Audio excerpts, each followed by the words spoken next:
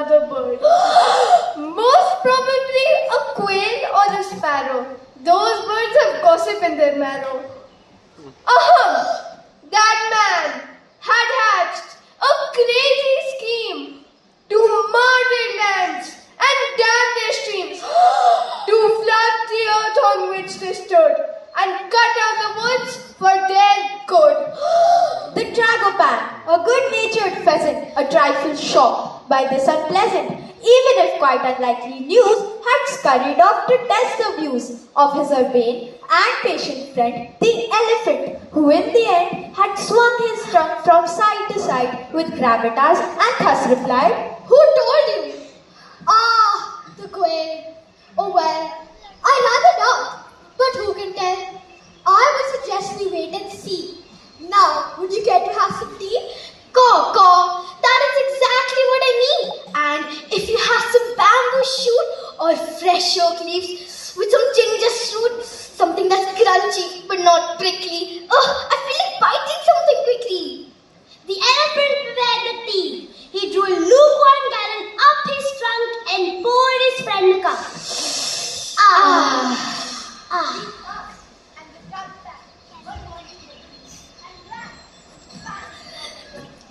To meet the elephant once more. A cub reported Bisika, who wrote for Bengal Telegraph, had just confirmed the frightful fact in language chilling and exact. Here, read it.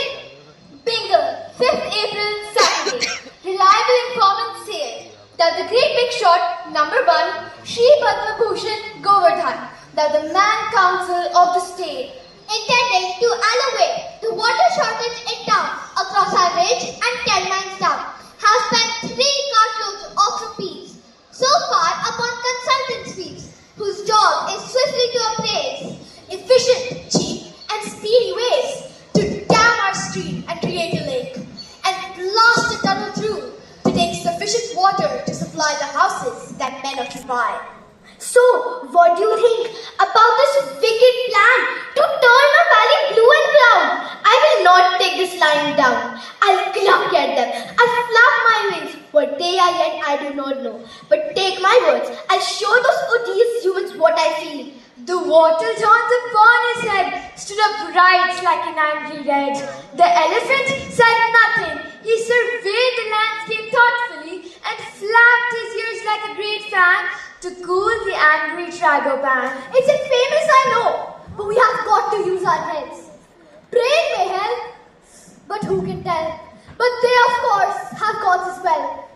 I will endeavor to maintain our plan on a terrestrial plane.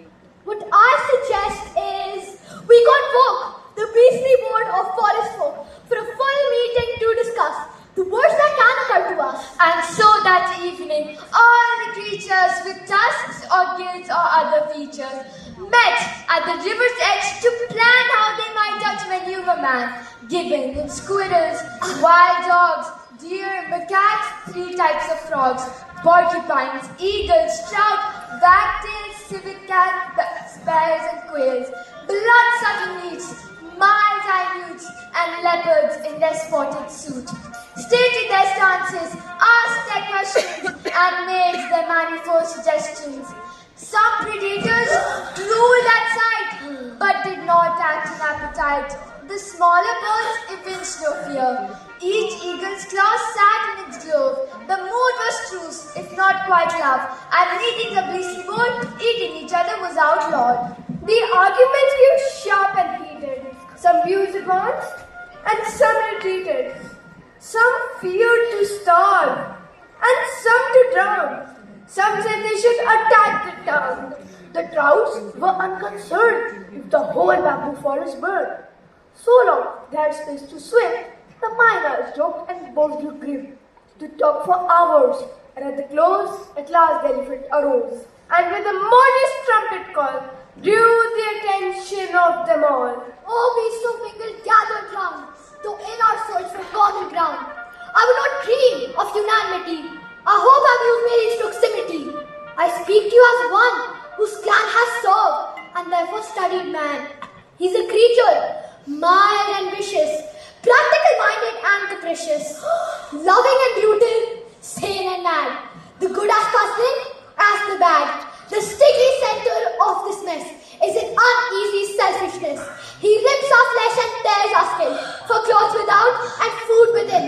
The leopard spots are his to wear, our ivory unknots his hair. The tragopan falls to his gun, he shoots the flying fox just for fun. The black bear dances to him his whim. My own 10 cousins slave for him. Yet we, who give him work and food, have never earned his gratitude. He takes our substance as of right, to quench and spoil his appetite. Nor will he grant us truce or grace, when has he truly cared for us in the first place? He sees the planet as his feet, where every hair or drop or leaf or seed or blade or grain of sand is destined for his mouth or hand. If he is thirsty, we must thirst. For all creatures, man comes first. If he needs room, then we must fly, and if he hungers, we must die. Think what will happen when his scheme to tame our valley and our stream begins to thrust its way across these gentle slopes of fern and moss, with axe, explosives, and machines where rhododendron logs burn green, till all pitch up for firewood or log and smuggled out for good. As every bird and mammal knows, when the road comes, the forest goes. When the road comes, the forest goes. When the road comes, the forest goes. So let me say to every single endangered denizen of Bengal, we must unite in fur and feather, for we will live or die together. Yay! Unfortunately, the days of beastly strength are over. We don't have mankind on the run. That's why he's done what he has done. We can't, as someone here suggested, burn down the town. We could get arrested or maimed or shot, even eaten. But I will not admit, we are beaten. Someone suggested that we flee and set up our communities in some far valley where no man has ever trodden ever can. Sweet to the mind, don't we see?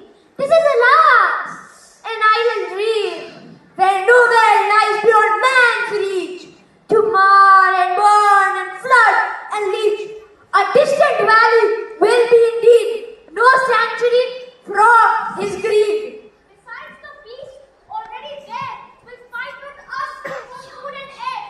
No, we must struggle to understand where we stood and where we stand.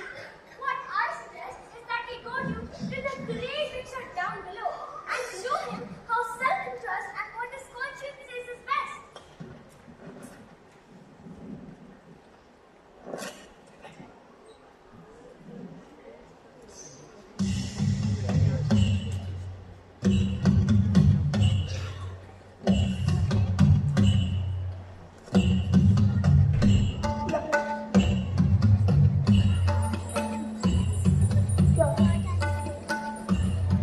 I like to hear the wiggle.